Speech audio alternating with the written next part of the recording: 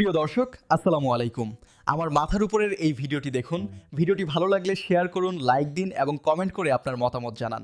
দেখেন বেগম খালেদা জিয়ার একটি হাত কিভাবে বাঁকা হয়ে গিয়েছে। অন্য একটি হাত ওঠানোর মতো শক্তি তার ছিল না। এই হাতটা ওনার না, এই হাতটা বাংলাদেশের। হুইল চেয়ারে বসে থেকেও তিনি জনগণকে স্যালুট দিচ্ছেন। বিশ্বাস করবেন আমি আপনাদের সঙ্গেই আছি। বেগম খালেদা জিয়ার শারীরিক অবস্থার কোনো উন্নতি ঘটেনি।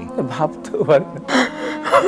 এভাবে বেগম খালেদা জিয়ার জন্য দেশের প্রত্যেকটি মানুষ আজ কান্না করছে। জেলের মধ্যে রেখে বেগম খালেদা জিয়াকে স্লো পয়জন দেওয়া হয়, যাতে করে একদিন এইভাবেই তার শরীরের প্রত্যেকটি অঙ্গ প্রত্যঙ্গ ফুলে অকেজো হয়ে পড়েন। আজকে দেশে কোথায় সরকার, কার কাছে আমি বিচার চাইব? যদি সেই দিন বেগম খালেদা জিয়াকে চিকিৎসার জন্য বাইরে যেতে দেওয়া হতো, তাহলে আজ হয়তোবা তিনি সুস্থ থাকতেন। তবে তৎকালীন সরকার তাকে লন্ডনে যেতে দেন নাই। খালেদা জিয়া অসুস্থ, তাকে বিদেশে পাঠাও, আল্লাহদের আর শেষ নাই। মৃত্যুর শয্যায় একজন মানুষকে নিয়ে এই ধরনের কথাগুলো তৎকালীন সময় কেউ মেনে নিতে পারেন নাই, তবে সবাই মুখ বুজে সহ্য করে নিয়েছিলেন। এখন উনি সেজে গুজে মেকআপ নিয়ে একেবারে বুড়টু একে হাসপাতালে যায়, আর এদিকে তার ডাক্তার আবার রিপোর্ট দেয় খুবই খারাপ অবস্থা, মানে একটা নাকি যায়। আজ সেই বেগম খালেদা জিয়া মৃত্যু শয্যায়। তার লিভার নাকি পচে শেষ। লিভার সাধারণত পচলে মানুষ কি বলে, কি খেলে তাড়াতাড়ি লিভার পচে, সেটা তো সবাই জানে। তিনি বেঁচে ফিরবেন কিনা সেটা নিয়েও সন্দেহ রয়েছে। অনেকেই বলছেন তিনি তো বেঁচেই নাই। খালেদা জিয়া দুদিন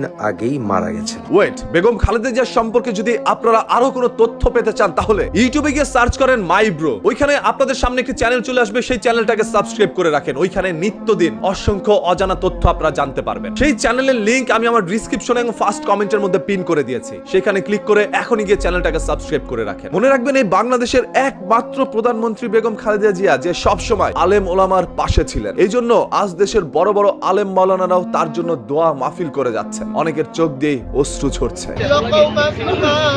বেগম খালেদা জিয়া কোনো দলের নয়, তিনি সমগ্র বাংলাদেশের। একজন মায়ের সামনে সন্তানকে পিটানো হচ্ছে, পরের সন্তানটাকে অলমোস্ট হত্যা করা হয়েছে। এই রাজনীতি একটি পরিবারকে কিভাবে ধ্বংস করে দিল। সবকিছু নাই হয়ে গেছে। 1981 সালে কেড়ে নেওয়া হয় শহীদ প্রেসিডেন্ট জিয়াউর রহমানের জীবন। 2015 সালে কেড়ে নেওয়া হয় আরাফাত রহমান কোকোর জীবন। জেলের মধ্যে ভরে রাখা হয় তারেক রহমানকে। ছাড়া পাওয়া মাত্রই 2008 সালে জীবন বাঁচানোর জন্য দেশ ছেড়ে চলে যেতে হয় তাকে লন্ডনে। 1.5 দশকে আর কোন শাসন আমলে তুলনা চলে না। অন্যদিকে 2018 সালে জেলে নেওয়া হয় বেগম খালেদা জিয়াকে। জেলে নেওয়া মাত্রই তিনি ধীরে ধীরে অসুস্থ হতে থাকেন। এরপরও উন্নত চিকিৎসা দিতে দেওয়া হয়নি দেশের একজন প্রধানমন্ত্রীকে। আল্লাহদের আর শেষ নাই। সেদিন আওয়ামী লীগের এক মন্ত্রীও বলেছিলেন, বেগম জিয়ার মতো নেত্রী দিয়া চলবে না। এই তারেক রহমান একটা কুলাঙ্গার, একটা বাস্টার। ওর বাপ ছিল এক খুনি, ও এক খুনি। আমার মনে হয় যে কবে যে একটা চট থাপ্পড় খাবে, খাইছে অলরেডি, আর্মিদের কাছে খাইছে, এখন আমাদের কাছে খাবে আর কি। তিনি তারেক রহমানকে নিয়ে যে ধরনের বাজে মন্তব্য করলেন শহীদ প্রেসিডেন্ট জিয়াউর রহমানকে নিয়ে, এটা তখনকার মানুষের আবেগের মধ্যে আঘাত করে। আমি সবার কথা বাদ দিলাম, শহীদ প্রেসিডেন্ট জিয়াউর রহমানের জীবনী যদি আপনি একবার পড়েন, তাহলে দেখতে পারবেন এই দেশের গণতন্ত্রের জন্য তিনি কতটা সংগ্রাম করেছিলেন। তিনি চাইলে এক নায়কতন্ত্র দেশ চালাতে পারতেন, তবে সেটা তিনি না করে এই দেশের মধ্যে গণতন্ত্র ফিরিয়ে আনেন। হয়তোবা এই সিদ্ধান্তটি তার জীবনে কাল হয়ে দাঁড়ায়। এই গণতন্ত্রই কেড়ে নেয়